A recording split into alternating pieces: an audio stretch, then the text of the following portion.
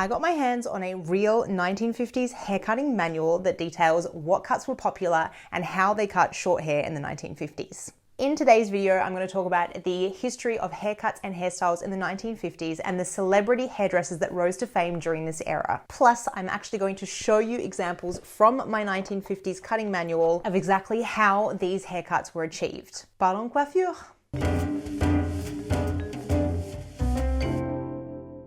Vintage hair is so much more than the Middy cut. When I first joined the vintage community, that was all anyone talked about. You have to get a Middy cut. The Middy cut is the vintage hairstyle, whether it was the normal Middy or the Middy long. Middy cut, Middy cut, Middy cut. But over the years, with a little bit of time and research, I came to realize that mid-20th century hairdressing and haircutting was more than just that one cut that I kept hearing about in vintage circles. There is so much that we could talk about, but today we are talking about 1950s hair fashion. The 1950s marked the birth of the celebrity hairdresser, a time when stylists moved from behind-the-scenes artisans to public figures shaping fashion, fame, and identity. As post-war prosperity grew, so did the demand for glamour. Hair became a statement, and the salon a place of transformation. Throughout the 1950s, women embraced sculptured, high-maintenance styles. The bouffant, poodle, and pageboy ruled, supported by heavy backcombing, setting lotion, and long sessions under the hood dryer. This was the era of carefully controlled hair, structured, feminine, and aspirational.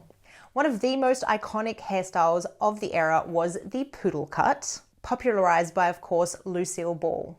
This was a tightly curled style with a short curled bang that resulted in a poof at the top.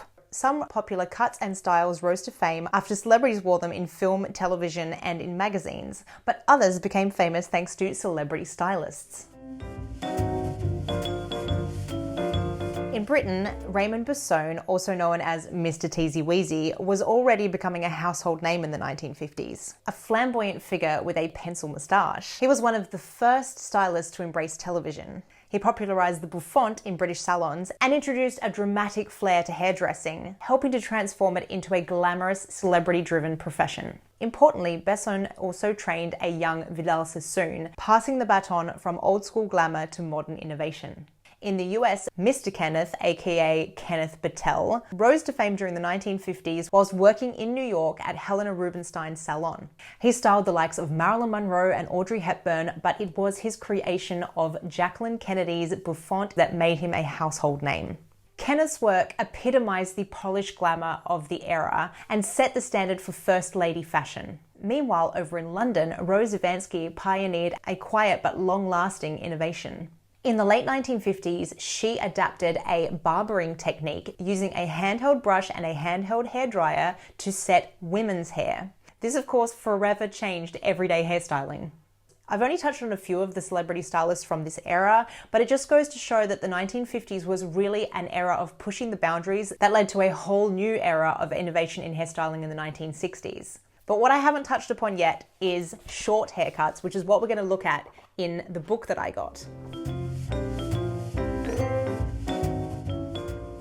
Although the 1950s was dominated by voluminous styles that epitomized glamour and refinement, there was also a push for shorter, more youthful styles that really challenged the idea of what was feminine. There was an idea that long skirts that came about after the war were aging, and that cutting the hair really short would give women a more youthful look.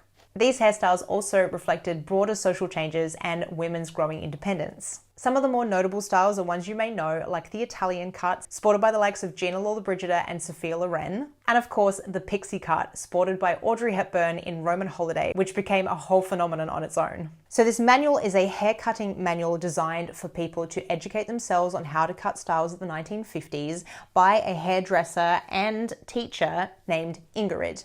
She was based in New York. I have not been able to find any information about her, sadly, but it does say that she is an outstanding woman hairstylist, brilliant teacher, platform artist, TV and radio personality, technician, lecturer, and author. So it's a bit sad that there isn't more information on her, but there are a few very cool books written by her on both hair cutting and hairstyling that you can find on various platforms like Etsy and eBay.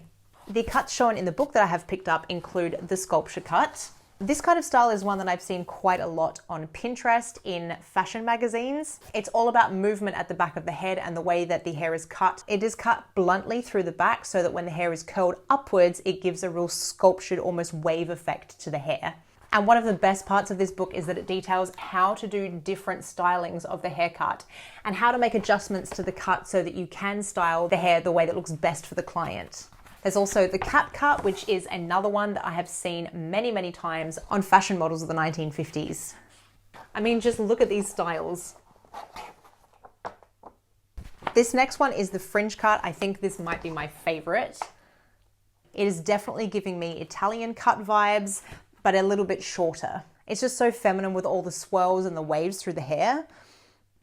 Then you have the boys cut, which they're saying in the book is like an Audrey Hepburn cut. As you can see, they have styled this style here in an Audrey Hepburn style with the fringe coming down over the forehead in little pixie points. And there's a cut in here that I'm not familiar with called the Caesar cut. I'll show you the final result of that one, but you can definitely see the style. I asked myself where the inspiration for this came from, like which version of Caesar. Was it from a film? Was it from, sculptures of him? I'm intrigued. The last style in the book is the ducktail, named because the back of the hair literally looks like a duck's butt. The way that it comes into a V and the ends all flick up. Getting my hands on this manual has been so interesting because I have rarely seen anything like this that details how hair was cut in this era. I've only ever seen the Middy cut diagram, which is everywhere, and just about everyone in the vintage community has seen it and taken it to their hairdresser. So to be able to see other ways that people's hair was cut and to see that things like the razor were indeed used, as you can see here, despite this sort of mythology that everything was a blunt cut in this era. The variation in cutting styles in this manual is also really interesting because it is not just dependent on the cut, but also on the client's hair and on the way that both the client and the stylist decide that the client's hair will be styled with that type of cut.